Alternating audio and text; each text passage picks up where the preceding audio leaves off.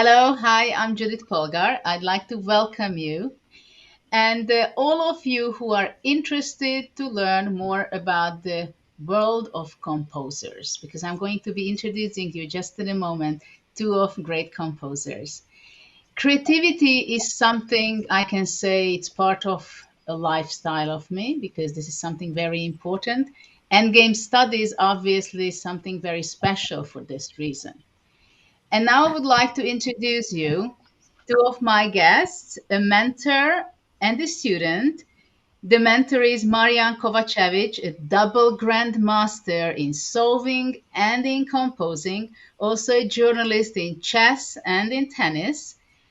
And he's from Belgrade, while the other gentleman, the student Ben Smolkin from Canada, he's just 15 years old and he's a composer himself. So, welcome. Hello, wonderful to be with you. Great Thank you. opportunity to share some thoughts with you. So, first, I would like to address my first question to Marianne. I know that you have composed more than 600 compositions since 1970, and only 15 of them are endgame studies. Can you tell us a little bit about the composition itself? How should we think about it? And can you tell us what is the world of compositions? How many different themes are out there? With pleasure, composing field is free for any kind, any genre of compositions. And for instance, my favorite one are two movers, so made in only two moves. You could be surprised to see how many new possibilities still there are in only two moves. And of course, there are all other lengths like mate in three, mate in more moves, and helpmates, selfmates, and endgames too. Endgames take quite a long time to compose. At least for me, those that I composed took quite a long time to analyze, position to get to it, and that's why there are only some 15, I would say, maybe not more. Otherwise, this is the field of creativity where we could present any idea we could want to see on the chessboard. All this that couldn't happen in real game, we could try to put in one end game. You have extremely lot of experience composing different kind of composition studies. What it takes when you start composing one, where the idea comes, where the inspiration comes from, and what was the shortest and the longest creation of yours in the period from the beginning until the end? Inspiration may come from very different sources. You may see something beautiful in a game or something beautiful in composition made by others that inspires you, and this is where it starts. At certain moment you see something beautiful and you have idea of a kind, oh, beauty is really possible, let's try to contribute to it in some way. This is kind of general, yes, impulse that comes, and then you try to make it, to put the real cloth on it, to polish it, to make it being interesting for others too, not only for yourself.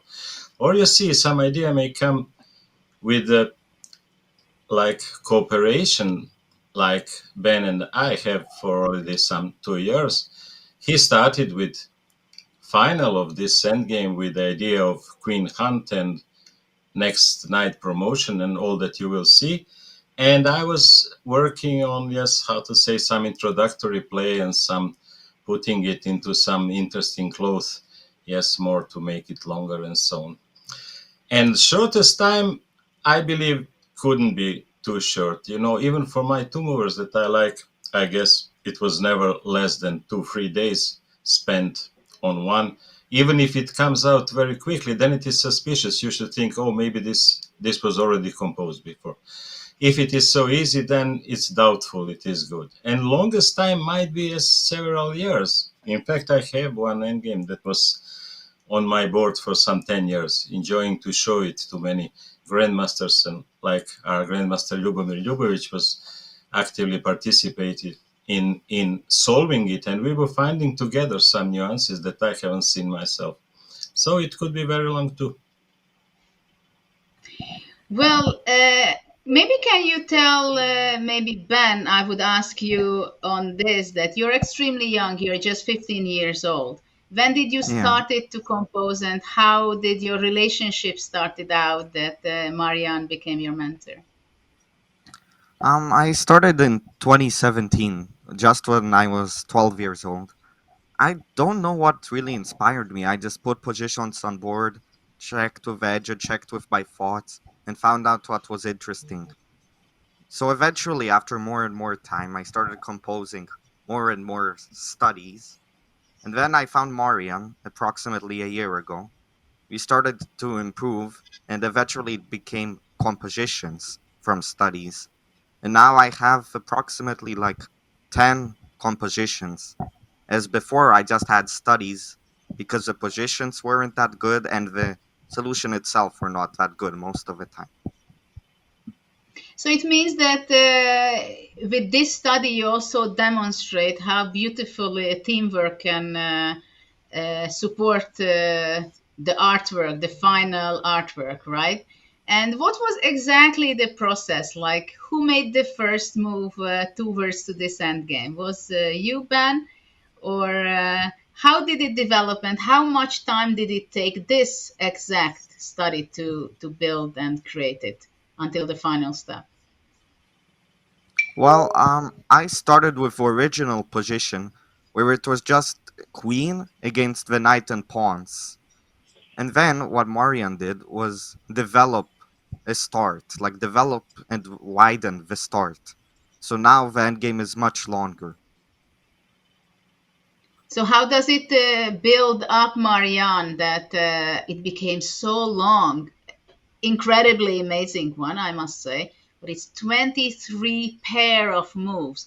How can you follow that? How can you construct the way that eventually it works with so many different nuances, details, sidelines, where white can go sidestep?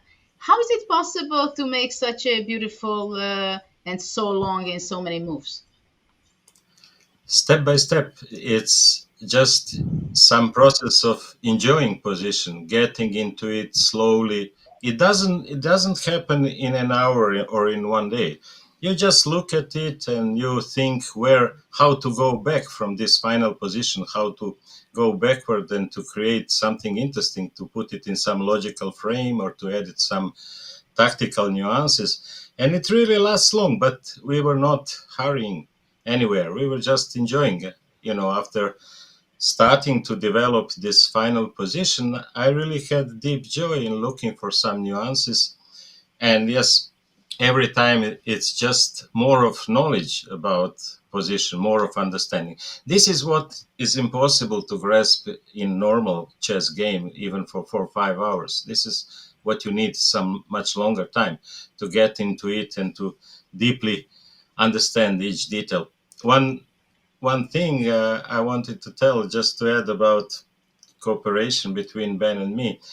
Uh, you see this interesting cooperation of 50 years of difference between us. It started because some 5 years ago I initiated youth chess composing challenge tournaments for composers up to 23 years. And Ben saw it probably somewhere, and then he approached me. And I want to tell you that what you organize here, it's something absolutely amazing for me and absolutely on the same lines of my thoughts. This year, we are just finishing the fifth this youth composing tournament with wonderful results, really, with around 50 young composers from 12 countries, from Canada and USA to India, Vietnam, Japan, and absolutely wonderful results. So we are doing some things, yes, on the same lines of thoughts, wanting to inspire a new generation in different ways, maybe, but we are in the same team, I would say. Well, thank you for organizing those and inspiring the young generation because it is really good for them. I would ask Ben about which part of the process of creating and composing you like the most. Which is the most exciting for you? Hmm. Well, I would say like once you get an idea, it always like sparks other smaller ideas, which creates usually creates a very effective composition. And what about do you get into a flow for sometimes you spend like many hours, you don't realize time is passing and you dive into it so much, or you don't spend many hours at once, you just spend shorter times? Yeah, I usually spend like straight up sometimes 5 hours just putting positions, checking the position, trying to make it beautiful, this type of stuff. Yeah. I also think that it's quite amazing that you are just 1600 over the board rating, what you have as far as I know, that you're creating something very nice and interesting puzzles, which makes even grandmaster to think and challenge them. How do you think it's possible? Are you using the computer help time to time, or why do you think that this is possible? It's because it's two very, very different things. Both are complex, yes, but it's two different things. It's like a totally different board game. There's different thoughts, there's different aspects, there's different creativity, all this type of stuff. So the normal chess rating doesn't necessarily mean anything.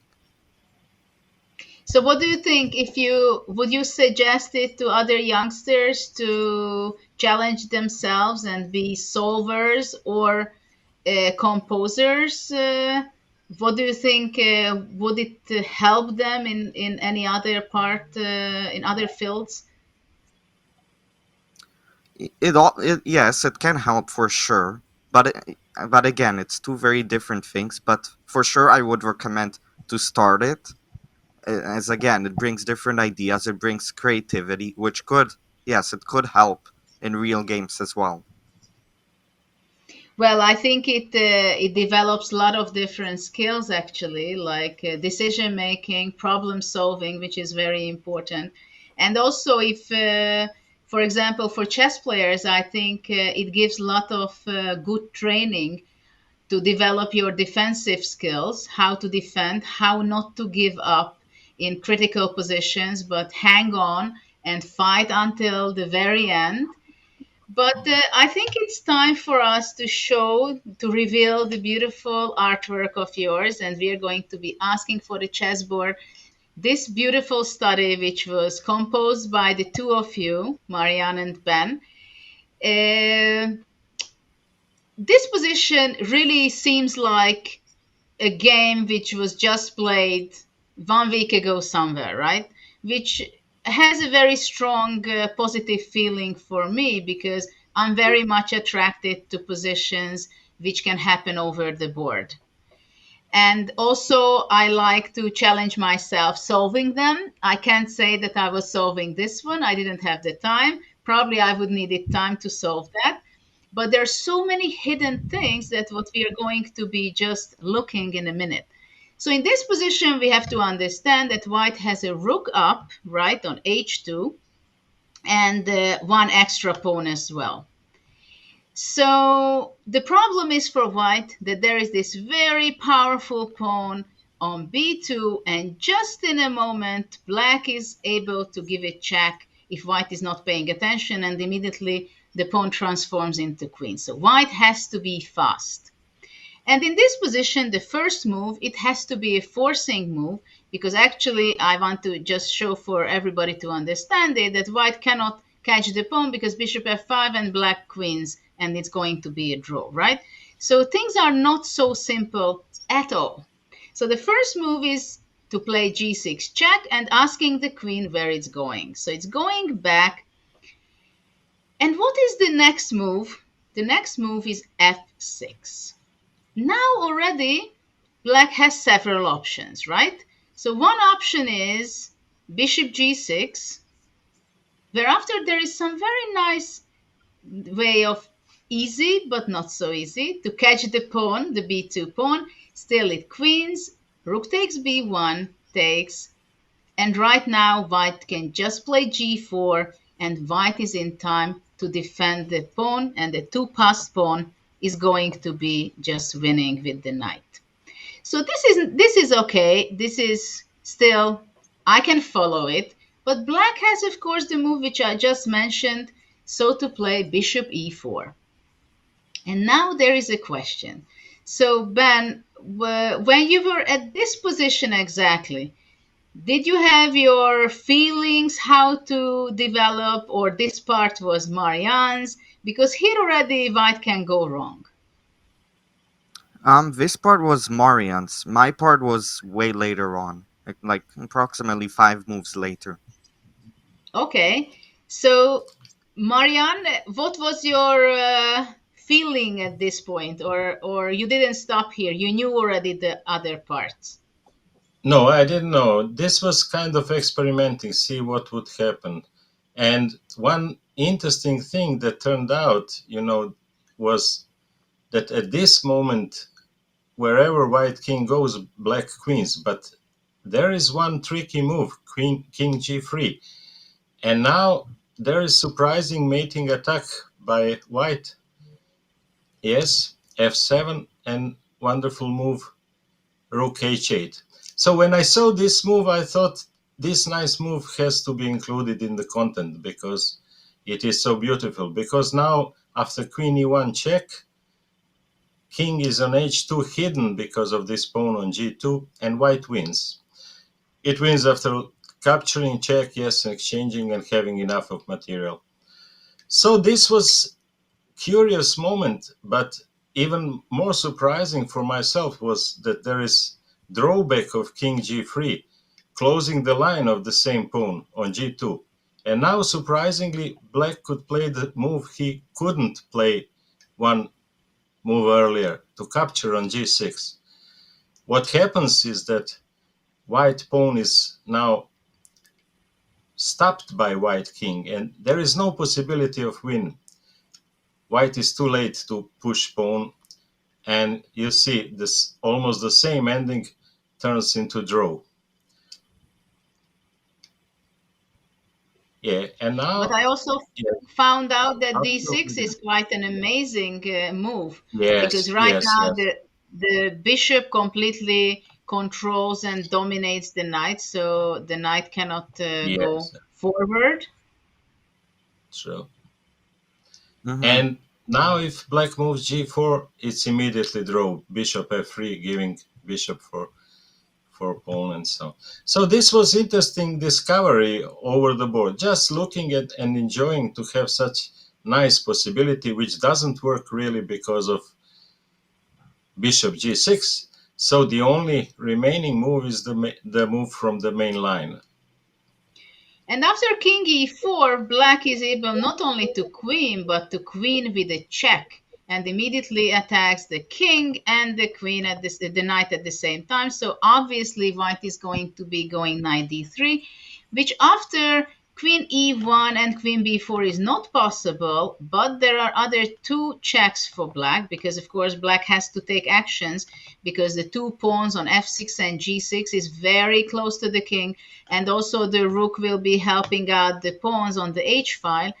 So now there are two options, right? d5 or queen b7. So let's see queen b7 first. What happens if black keeps the pawn on d7? It will have some very important reason why this queen b7 is not good, keeping the pawn on d7. King f4, queen c7 check, knight e5. So it's very important. Look how the knight controls always the important squares, so the black queen cannot give it check, but it can give from c1. And now king g4, and there is another very nice way of hiding it. So this was what you were highlighting to me, that black has no queen c8 check in this moment because of the d7 pawn is still there.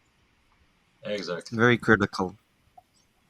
So now black has still one check, but after that knight f3, and again we can see a great domination by the knight, even though it went back, but still it controls a very important d4 square. So there is no more check from black. Well, there is queen a4, but then king g3 just hides behind. So let's go back to the moment where we've stopped. Instead of queen d7, so the best move is to play d5. And I can tell to our audience that this is only move 4. So there is still 19 moves, pair of moves, which we are going to be seeing, where white can go sidestep to somewhere in a bad direction. So already, for example, now white again has to be extremely precise, because if white would go king e5, just go straight forward, it would not be a win because black can capture the knight and the king is not standing perfectly on e5, as after f7, king g7, rook h7, it goes very forced. And there is an option which is a very typical pattern in endgames and endgame studies, that you promote your pawn not to queen but some lighter piece, right? Bishop, rook, or knight. So this is kind of an obvious try to have the knight on f8. But black is just getting out of the checks, and white is not able to check the knight with the knight to win the queen. So this is why king e5 was not good enough. But there is something which is really great, and it's king f4. After king f4, queen b8 check. And now again, white has to make a decision. Though instead of queen b8, there was another line which we want to show and share. What is the real difference when the king is on f4 and not on e5? It is going to be extremely beautiful. We do the same moves, but still, what is very important, black cannot come out to g5, so he has to keep his king to f6, which after knight d7, and what a beautiful idea that if the king goes to e6, then knight goes to c5, capturing the queen, or if black goes to g6, then knight comes knight e5 and captures the queen, and with the knight and the pawn wins the game. So beautiful, beautiful idea. So this is why queen d3 is not possible, but as we know, black still has some great fighting opportunities and defense, so he goes back queen b8 check. And now white has to be thinking again. He has exactly, again, two alternatives. Either to play knight e5 to block the queen, or to do something else. But let's see how it goes. If knight e5, then we are going to be discover why it was so important that the black pawn is not on d7, but on d5 already, because in this case, black will be able to give a check on c8, so this pawn on d7 is not in the way, and this is why black can save the game. But the reason is, this is why white did not play knight e5, but the fantastic rook sacrifice is coming up by playing king f5. So let's see, black took on h2.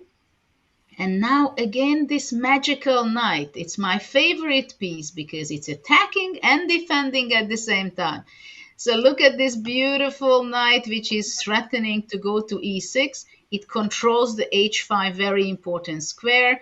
So the knight is something that always defends and attacks. That's the time when it's the most powerful, right? So black has to go back, trying to defend himself, and now again white has several options. Of course, f7 seems to be the most obvious to try out, and after king goes f8 to give it check, but unfortunately this does not go all the way to victory because the pawn endgame comes to a very known theoretical endgame where it's a draw. So I was about 6 years old when I was knowing this, how the opposition works. And of course, to know theory, it's very important, I guess, when you're composing, right? Different kind of studies. Is it correct, Marianne? Absolutely, yes, yes. All is true. So after queen h6, my favorite move comes. Sometimes I think that I have to pattern this square because I played so many times this move with my pawn. and this g4. G4 is just excellent in so many different kind of position, but here it gives a little great support the g4 pawn to the other two pawns, and we'll see why is it going to be so special.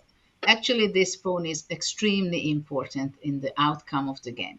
So now black tries to push the pawn right to look for counter chances. Knight e6. Again, we can see that there was Just another a moment. option, right? Just a moment. Yes, yes, yes. We could check this G5.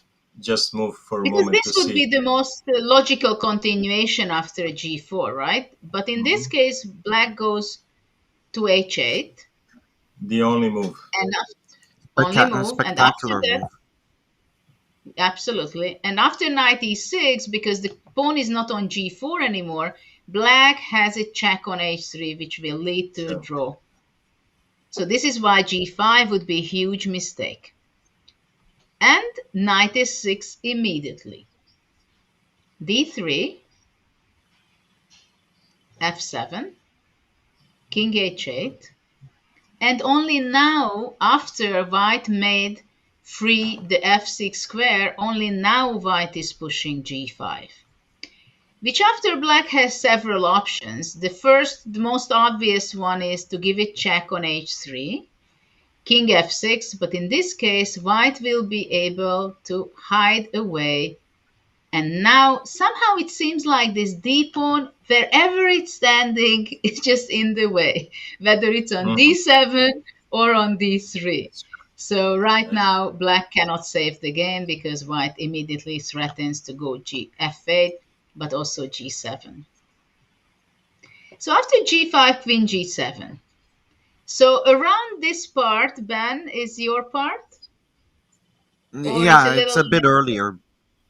bit earlier? From which move was it yours? I believe from G4 after Okay, G4. so somewhere I think here it here. was started out your idea. Fantastic. Hmm. So let's go back to Queen G7 already. And now what to do? Because white has to be careful because the pawn is progressing from D3 all the way to D1 just in a second if we are not paying attention. So now a race starts, right? Knight takes G7, takes King E6. So black is playing pushing the pawn and black is going to be queening first. But this happens in so many occasions in practical game and in studies that you're the second one who promotes, but it's a check. And this makes a huge difference. So black has to take on g6. And now there has to be something very precise play by white, how to convert this winning position and the passed pawn into queen, but at least to win the game. But there are still some great ideas for black how to try to save the game. And this is one of the reason I like to solve or I liked to solve studies because it taught me very well how I can save games, how I can still think out of the box, that there are possibilities if you're paying attention, if you keep focus, if you don't want to give up. Still, I mean, in this position you can resign, but there is still one chance black can go for, which was king h5, g7. So white is really rushing with the pawn. Black can't really stop, only for the moment. Queen f7, king h6, and now still in move 21 white can go wrong, right? White can go wrong if white goes the natural move playing g8 queen, then black is going to be playing, I think, queen d7 or something like that. And the stalemating possibility for black is just saving him the game. So this is why after king h6, again the winning move is not to queen, but to have the knight on g8 with a beautiful finish and give a checkmate with the queen and the knight.